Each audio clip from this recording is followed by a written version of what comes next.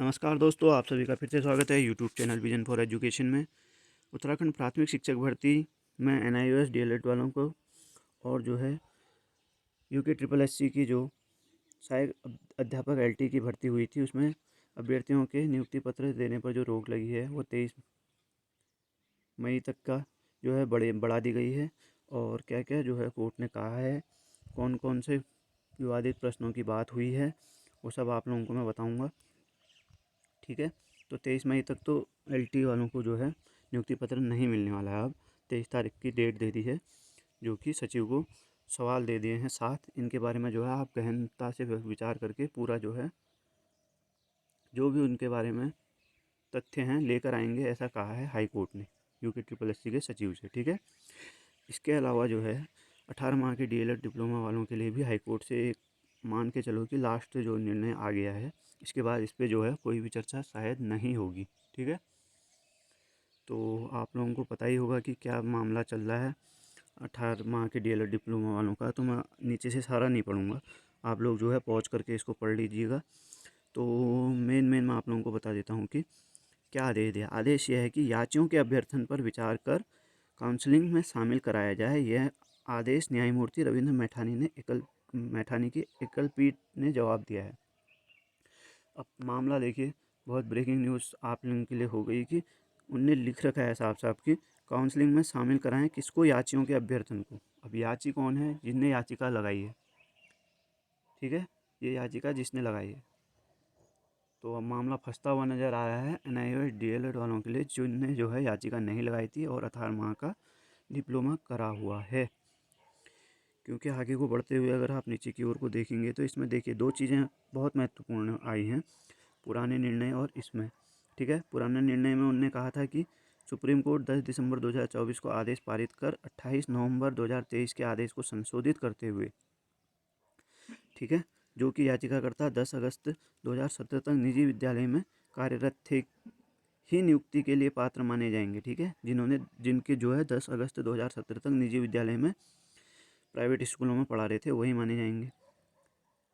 ठीक है, पहले कहाँ तक था? 28 नवंबर 2023 के संशोधित कर दिया। हाँ ठीक है,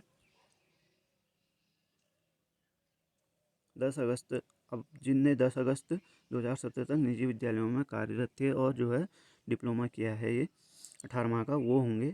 और देखिए यहाँ पर कोई नीचे लिख रखा है एक साफ साफ, यहाँ पर आप अगर देख पाओगे तो ये इधर पर देखिए, ये नीचे कि यह व्यवस्था केवल एक बार के लिए होगी, कह दिया है उनने। ठीक है, केवल एक बार के लिए यह व्यवस्था होगी। कौन सी व्यवस्था? जो ये याचियों को अभ्यर्थन पर विचार कर शामिल करने की बात हुई है। ठीक है, तो ये बड़ी बात हो गई है कि क्या यही भर्ती में जो है NIOS DLED वालों को लिया जाएगा, अन्य कोई भर्ती निकलती है तो उसमें नहीं लिया जाएगा? ये भी एक सवाल बन जाता है, क्योंकि केवल एक बार लिख दिया है इनने साफ साफ यहाँ पर को। ये अमर उजाला की मैं आपको न्यूज़पेपर की कटिंग दिखा रहा हूँ। तो एक सवाल ये उठता है। दूसरा ये उठता है कि 10 अगस्त 2017 तक निजी विद्यालय में कार्यरत थे, ये भी उसमें एक नियम हो गया, या आप कह दो कि टर्म एंड कंडीशन हो गया। ठीक है, 10 दिसंबर 2024 के आदेश को जो है संशोधित किया। सुप्रीम कोर्ट ने कहा है कि जो अभ्यर्थी 10 अगस्त 2017 तक निजी विद्यालयों में कार्यरत थे, उन्हें सरकार काउंसलिंग के लिए पात्र मानेगी। एक ओर से ये कह रही है और एक ओर से कह रही है कि केवल जो है याचियों के अभ्यर्थन पर विचार किया जाए। याची कौन है? जिन्होंने पिटीशन लगाई है, पिटिशनर जो भी हैं, जितने भी हैं, उन्हीं को अभ्यर्थन दिया जाए कह रहे हैं। एक ओर से कह रहे हैं कि 18 माह का डिप्लोमा जो है वैध होगा, जिन्होंने 10 अगस्त 2017 तक निजी विद्यालय में कार्य किया था, ऐसा कह रहे हैं। अब देखिए, ये व्यवस्था केवल एक बार के लिए भी साफ साफ कह दिया उनने। तो अब मामला यहाँ पर अटक जाएगा कि क्या यह इसी भर्ती जो 2021 में विज्ञापन जारी हुआ था उसी के लिए है NIOS DLED, या आने वाली नई जो ये भर्ती होगी प्राथमिक शिक्षा की, उसके लिए भी होगा? तो ये देखना बड़ा ज़रूरी हो गया है आगे के लिए, क्योंकि छठे काउंसलिंग के लिए तो इनने वैध कर दिया है फ़िलहाल। ठीक है, आगे के लिए अभी देखिए केवल एक बार कह दिया तो इनने, तो अब ये लोगों के मन में डाउट क्रिएट करता है ये चीज़। ठीक है, तो इससे संबंधित अगर कुछ भी अगर नई नियमावली आती है कि किसको शामिल किया जाएगा क्या नहीं किया जाएगा, तो वो भी मैं जल्दी ही आप लोगों के लिए लेके आऊँगा। तो फ़िलहाल जो है कल की डेट का आपको मैंने अभी तक का जो आदेश है सरकार को हाई कोर्ट की ओर से, वो मैंने आपको ले आया हूँ। अब बात करते हैं यूके ट्रिपल एससी की एलटी जो भर्ती प्रक्रिया चल रही है। 1544 पदों पर जो विज्ञापन जारी हुआ था, उसमें जो है अभ्यर्थियों ने जो है चयनित अभ्यर्थियों के प्रमाण पत्रों की 13 से 28 जनवरी तक जांच की गई। तो उसमें जो है संशोधित उत्तर कुंजी जारी की गई। तो याचिकाकर्ताओं का कहना था कि central institute of educational technology से संबंधित सवाल का जवाब लिखा गया था, सही जवाब लिखा गया था पहले, फिर उसके बाद जो है बदल गया था। इस पे जो है चर्चा चल रही थी। ये वाला क्वेश्चन जो central institute of educational technology वाला था, उस पर जो है टेक्निकल डिबेट चल रही थी कि ये सही है वो सही है। लेकिन अब जो है इसके साथ साथ ही ये तो क्वेश्चन रहेगा ही रहेगा, इसके साथ साथ क्या हो गया है कि ये देखिए एलटी भर्ती से विवादित प्रश्न विशेषज्ञ कमेटी जांचेगी। अब केवल उसी प्रश्न की बात नहीं हुई है। देखिए इसको आप अच्छे से अगर पढ़ोगे तो इसमें कहा है कि कोर्ट ने उनसे पूछा है कि क्या प्रश्न सिलेबस के अनुरूप थे। आयोग की ओर से इसका उत्तर नहीं मिल सका। ठीक है, तो कोर्ट ने 13 में से 7 प्रश्नों की जांच और सही उत्तर के लिए हेमवती नंदन बहुगुणा विश्वविद्यालय व सीबीएसई के सचिव को विशेषज्ञों की कमेटी गठित करने का आदेश दिया है। अब देखिए 13 प्रश्नों पर डाउट चल रहा था, लगा लो एक 100 प्रश्न के पेपर में 13 प्रश्नों में जो है अभी भी डाउट है कि क्या ये प्रश्न सही थे या इनमें उत्तर सही दे रखा है या ये अनुरूप थे, जो हमारी जो सिलेबस मिला हुआ था उसके अनुरूप थे कि नहीं थे।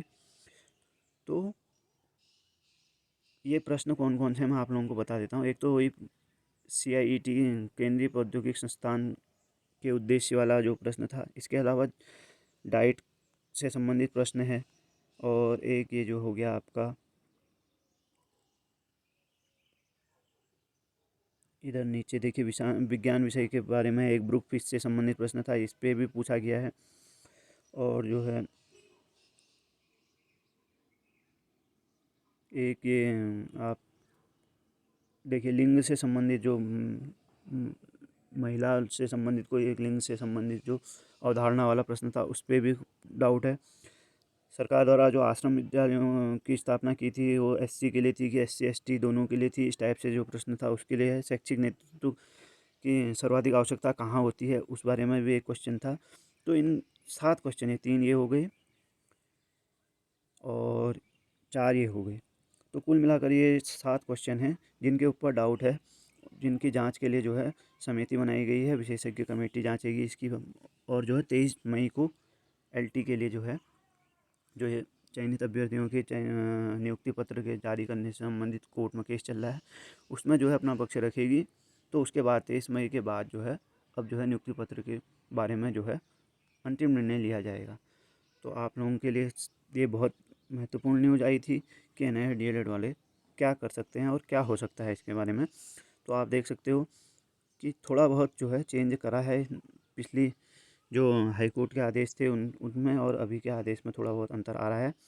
तो आप लोग जो है इसका स्पष्ट देखिए, जो ये क्या है व्यवस्था केवल एक बार के लिए है कि अन्य भी आगे चलेगी, और क्या सभी को लिया जाएगा या याचिकाकर्ताओं को लिया जाएगा। तो अब हाई कोर्ट ने जो है थोड़ा और साफ साफ क्लियर कर दिया है। तो याचियों के अभ्यर्थन की बात कही गई है, तो सरकार क्या याचियों को ही लेती है या अन्य सभी को एक मौका देती है इस छठी काउंसलिंग के लिए, इस पर बहुत जल्द अब सच्ची काउंसलिंग की बात की जा रही है। तो उसमें आ जाएगा कि कहाँ क्या होना है, तो आप लोगों के लिए मैं वो लेके आऊँगा। तो वीडियो पर भी बने रहिएगा और मेरे चैनल पर बने रहिएगा। मैं आपको सटीक से सटीक जानकारी उपलब्ध कराने की कोशिश करता हूँ। धन्यवाद।